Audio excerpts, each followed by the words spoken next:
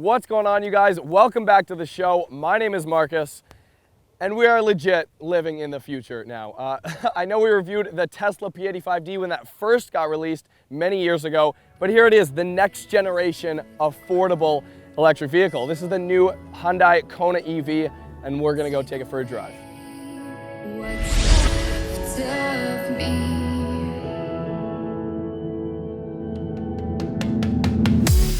Blinded by the ones I lost, connecting lines of which we crossed,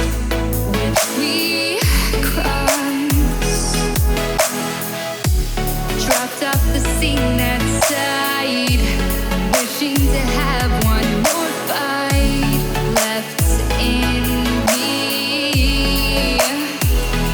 The life I see, what's left in me, burning bridges to the ground. Take away what's left of me.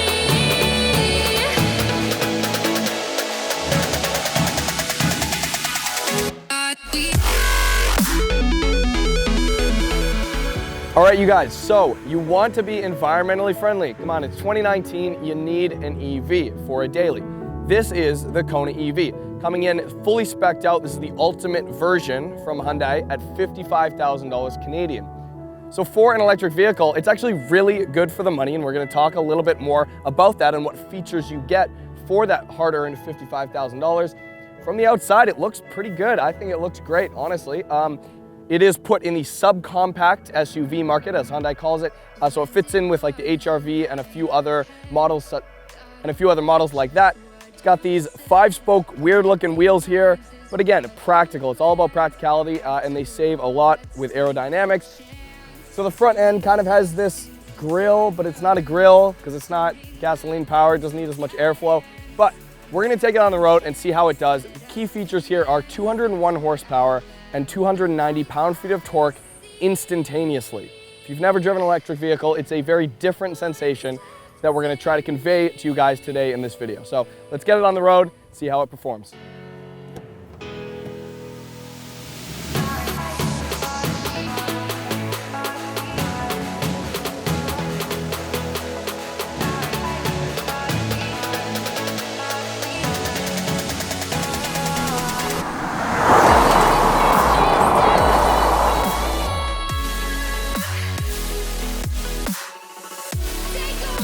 And just like that, we're off.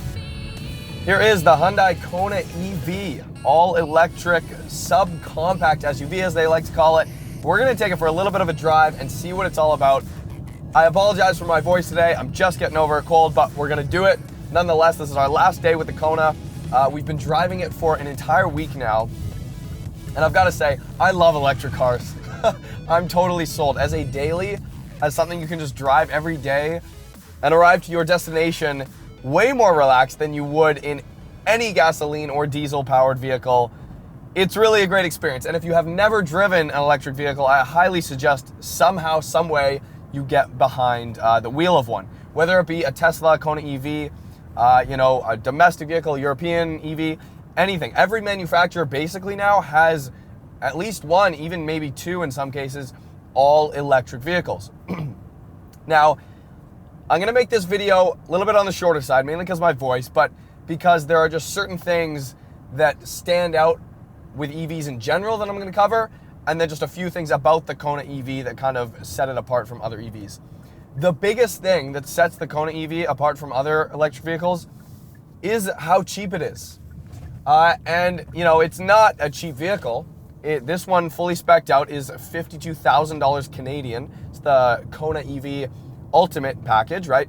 But you get rebates from the government, especially here in BC, and federally for Canada, you get rebates. And I know the States kind of has their own thing going on with different jurisdictions. That's honestly a large incentive on buying an electric vehicle. Another would be you can drive in the carpool lane or the HOV lane with just one person in the car because you are zero emissions. And immediately when you're driving around in traffic, you just automatically think to yourself, I'm a little bit better than these people. It's true, you kind of do. You're like, I'm not polluting the planet. Don't get me wrong, I love our big turbo Skyline videos. I love modified cars, muscle cars. I will always have a gasoline powered car in my garage, always. More than likely I'll have multiple in the future. But that being said, for just a family vehicle that is cheap and easy to drive and is like so calming, you cannot beat an electric car like this. And the Kona EV is one of the least expensive on the market.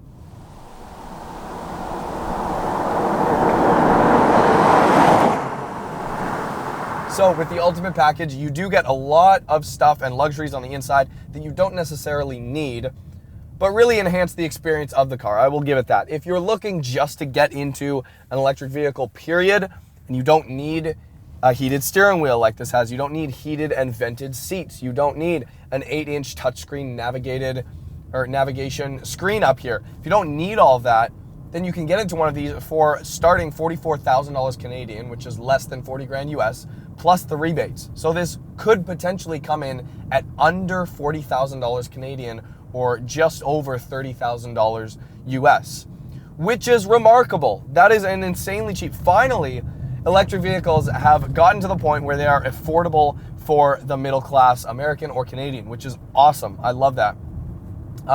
You do sacrifice a little bit, okay? So for $55,000 Canadian, as this is spec'd out right now, it's not a $55,000 interior. I'll just say that. It is a very nice interior. It's got a very nice leather steering wheel, white leather seats, fantastic. They're very comfortable. All the features, like I mentioned, you got nice soft touch leather on the door here. But when compared to a $55,000 gasoline powered car, let's say from Europe, it's just not in the same realm. But that's something you have to get with the Kona EV and other EVs in general. Here I am, full throttle, no drama. Is that you're paying for the technology. You're paying for the EV tech and the ability to never go to a gas station again in your entire life. The numbers, 201 horsepower, 290 pound-feet of torque. So it has just about as much torque as a brand new Impreza STI. That's kind of the most accurate comparison I can make right here. And torque is king. I guarantee you, if you take a manual transmission STI versus this in a 0 to 60 test in real world conditions, this will win. I'm not even kidding you guys. It is like, I'm not even gonna talk about it. I'm just gonna demonstrate. We're going 50 kilometers an hour, traction off, and there's tires squealing from 50 kilometers an hour. That is impressive. So you get instant torque. Like, if you guys know what a dynograph is, if you look at a dynograph, the very beginning, from 0 kilometers an hour, you get all of that torque, 290 pound-feet of torque, and then it slowly tapers off, and the power kind of tapers off. It kind of keeps a flat line, actually, all the way up to, I think I took this allegedly, up to about 150 kilometers an hour, and that's when it really started getting lethargic and dying out. But anything below, let's say 100 kilometers an hour, and you hit the gas, there is so much torque. This thing is a fast vehicle, and this is kind of on, like I said, the lower end of electric vehicles. So the powertrain is what I think I'm most impressed with, and just like tires screeching at 40 kilometers an hour, that's 100, 110, like it's quick, right?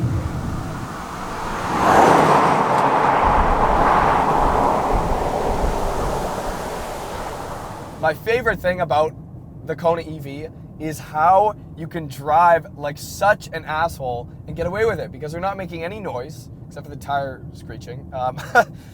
And you're not really pissing anybody off, you know? There's not a big cloud of smoke. You're not burning coal. You're not rolling coal, as they say, big diesel trucks, you know? It's just a very pleasant experience. So I am gonna demonstrate something here. I'll put traction control back on. And that's like just turning a corner with moderate acceleration, and you get tires squealing. This has to do with a number of reasons, okay? This car is fitted from factory with Nexen tires. Not the greatest tires, not much grip. They're 215s, which is fine for a car like this, very economical. But this car has so much torque that honestly, you guys, it has a little bit of trouble dealing with 290 pound-feet of torque. It just really does. The torque steer isn't actually nearly as much of an issue as I would have thought. But what is an issue is when you put 290 pound-feet of torque into something that does not have a limited slip differential. So when I accelerate out of the corner, I mean, traction's kicking in constantly, but it's still screeching and breaking loose. You know, it's having a very tough time.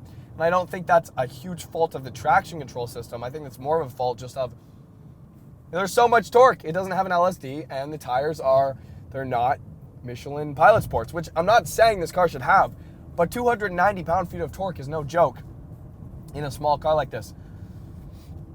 Now, Hyundai calls this a subcompact SUV. Don't let the looks deceive you. This is not like a mini SUV. I mean, it doesn't really have off-road capabilities. It can't carry a lot of cargo. You know, a normal hatchback, like a 2010, 2012 STI hatchback, which is shorter than this, has more cargo volume in the back for sure, more off-road capabilities. This might have an inch or two in ground clearance on it, but like, check this out in person because it's a lot smaller than it looks in photos. It looks to me just like a little bit of a taller and stubbier hatchback, right? So don't expect to get SUV levels of cargo space and legroom in this vehicle, although the rear legroom is really good. It's very good. The front up here is awesome. Very, very comfortable. Seating position's great, although I wish you could go a little bit shorter with it. That's just me. I mean, I'm a pretty short guy and I'm at the lowest setting and I wish it was shorter. So if you're, you know, closer to 6 feet tall, definitely give this a test drive as far as seating position goes.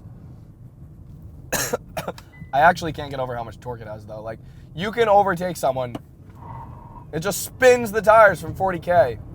And now we're already at 100 right there. Like, that is incredibly quick, you guys. It's very quick. It's fun in the sense that the gimmick of the instant torque, and it's not even a gimmick, just the electric motor in general, is actually really fun. It's a very fun vehicle. It's a great daily. I love the idea of a Kona EV as a daily. It's a perfect size in my opinion. I just have a problem with them calling it a utility, like a subcompact SUV. It's not an SUV.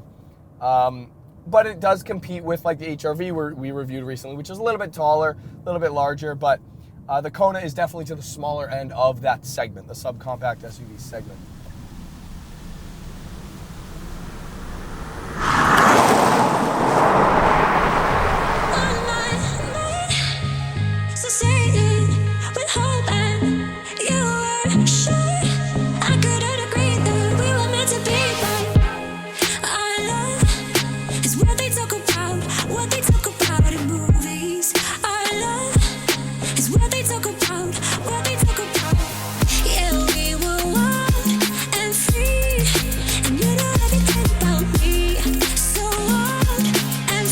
All right, so to be completely honest with you guys, before we picked up this car, I did a little bit of research into it.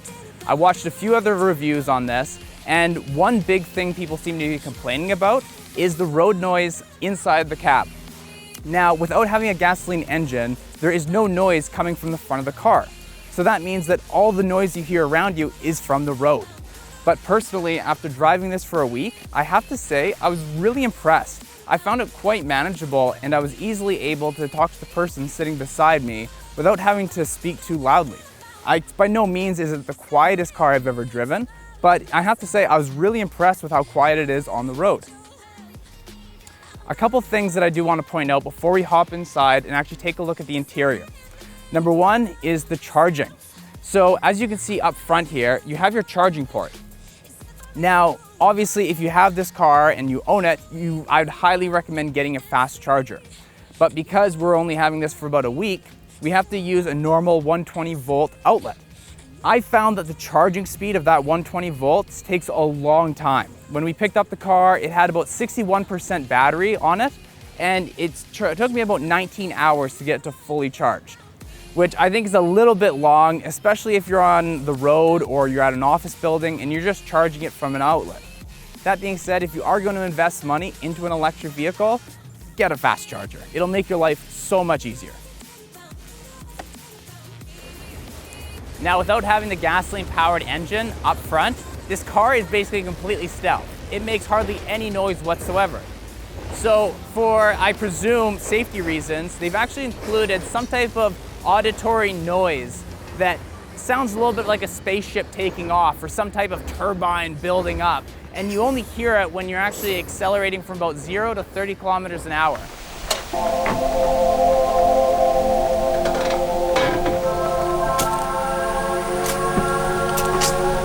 So when you're just going around your parking lot trying to move your car, you'll actually hear this note, and it's kind of cool. Honestly, I think they did a good job with it.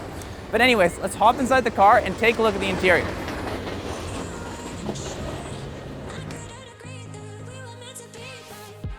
Now, Hyundai is not necessarily known for having the most luxurious interiors, and that's just because their cars are more directed towards the economy class, more of a budget vehicle. So initially, when I knew we were going to pick up the Kona EV, I had a feeling that the interior was going to be really cheap. Especially it being an electric vehicle and needing to save weight, I had a feeling that the doors were going to be flimsy and the materials are just going to rattle around a bit too much. However, I was pleasantly surprised because that's not the case in this car at all. By no means is it built from the most high quality, metals and leather and everything else, but the plastic that they used in this car is very solid. The doors I found were quite hefty and they don't rattle at all. When you're driving down the road, especially on a bumpy surface, there's no rattles whatsoever. I have to say that, yes, it is mainly plastic on the inside, but at least they went with a good quality plastic versus trying to put some leather trim inside here and have it feel really cheap and end up breaking over time. Now, this car has these durable leather seats, and I think they feel great. Now, not only do you have your heated seat option, but you also have your vented seat option. And unlike a lot of other cars that we have filmed recently, the vented seat option is actually pretty quiet. I find it to be somewhat effective, just like many other manufacturers. But unlike something like the Jeep Cherokee that we filmed recently, you can actually hardly hear the fans when they're on, which is a nice change because usually as soon as you turn on the fan, you hear the motor going and it's quite annoying. Looking at the steering wheel, I have to say it's a good size with the right amount of buttons. It fits well in the hand and everything is really easy to operate. Now, again, this being an electric vehicle, you might be wondering, what are these paddle shifters for? Well, actually, this adjusts your regeneration power. So you have 3 levels that you can actually switch between. And on your max level, as soon as you take your foot off the accelerator, you'll find that the car will start slowing down as it recharges the battery. If you bring it down to 0, however, you'll just continuously roll like you would in a normal vehicle. However, you won't be charging the battery like you would in the level 3. So as you can see with the infotainment system, it's very similar to the one found in the Hyundai Elantra. And now when we've reviewed the Hyundai Elantra, that was actually one of my complaints, is that I found that it almost looked like an aftermarket head unit that was just stuck there versus something that was actually integrated into the dash. However, the saving grace for this car is the heads-up display. I find having the heads-up display positioned kind of just in front of the steering wheel with that similar jagged shape, it kind of helps integrate this whole setup in there. So I don't find it as intrusive as I did with the Hyundai Elantra. Now, everything in the infotainment system seems to work quite effortlessly. The one downside is that the reverse camera that they've included in this car, just like some of the Hondas we filmed recently, is just terrible. It's super pixelated. And I know that's not a breaking point for anybody, but it's 2019 and you're sitting in the future. It's like, come on, give us at least, 1080p. Now, speaking of the heads-up display, Hyundai has given you this unique design, to say it lightly. Now, they've actually given you this separate piece of glass that you can actually put up and down with a touch of a button right here. Now, with the Mazda 3 that we filmed, they had a little projector that was actually displaying all that information on the windshield itself. However, Hyundai decided to go with a little bit of a different route and actually put everything on this screen. Now, what I don't really like about it is it seems to be projecting the information onto the hood and not actually onto the road. And as far as I can tell, there's no way to actually adjust the placement. So I'm 6'1" and I sit upright, so I don't actually get a proper view of the information on the screen. Taking a look at the gauge cluster ahead of you here, I have to say I actually really like it. Now, usually I like some type of physical needle embedded inside the gauge itself, and this one is just completely digital. But I think it looks very clean, it's very easy to read, and the actual quality and resolution of the screens in the background are great. Also, I absolutely love what Hyundai has done here with the storage options. As you can see, they've given you this nice big cubby hole kind of right underneath the center console. And it's that McLaren style storage system that I really like, and I start to see in more and more 2019 vehicles. And I hope they continue doing that because honestly, it's a lot of wasted space not to use this. And finally, I want to give a shout out to Hyundai for giving us a wireless charging pad. We just picked up a fully loaded Ram 1500, and that has every single feature you could possibly imagine, yet they don't give you a charging pad.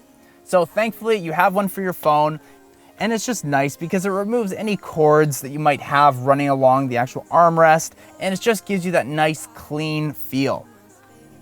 But anyways, let's hop back inside the car with Marcus and finish up the review.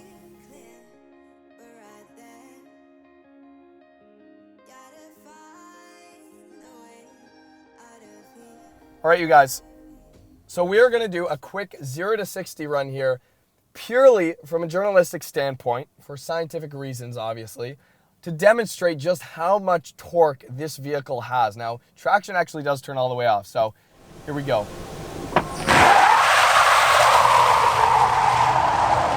And burnout's done. Oh my God. So much tire smoke, you guys. It just left a huge rubber mark on the road. Oh my God. There's so much rubber on the road. I love electric cars. Oh, it's so good. It's so good. So the main idea behind the Kona EV is to come into the electrical vehicle market with a very low price point and one of the longest ranges available. So this can go up to 415 kilometers on a single charge. Now, you have to be driving fairly conservatively to get that. I mean, you're gonna have some fun in the first weeks if you buy this car. You're gonna be flooring it everywhere, and your tires are gonna get roasted. Like, talk about a C63 AMG having no tire life once you buy that car because you're just doing burnouts everywhere. Same with the Kona EV. Same. It's a C63, but it's electric. No, but seriously, it goes 415 kilometers on a single charge, which is further than my MR2 Turbo goes with a gasoline full tank. So EV tech has actually come that far, and it makes me very excited. I will always drive a manual transmission gasoline-powered car at some point because that's just who I am. This is what this channel is. I'm a sports car enthusiast, but the Kona EV is actually really good. And I think for the money, even at 55, even if you disregard all the rebates, it is still a really, really good deal for the capabilities you're getting. I'd say go look at one. Go check it out, you know, stack it up with the competition, see if it works for your life. It would absolutely work for mine for a daily. It's got plenty enough cargo space. The suspension is very forgiving on the road. It's very comfortable. The road noise, not as quiet as I was expecting because with an EV, you don't have any vibrations or engine noise whatsoever, so everything else becomes a little bit more apparent. That's just kind of a side effect. But thank you guys so much for watching. Hopefully you enjoyed this review with the Kona EV. I thoroughly enjoyed it. I really am sold on electric vehicles for a daily, you guys. That's just me though. So hope you guys enjoyed it. Hit us up on Instagram at Untraveled. If you haven't already, subscribe. We'll see you guys soon.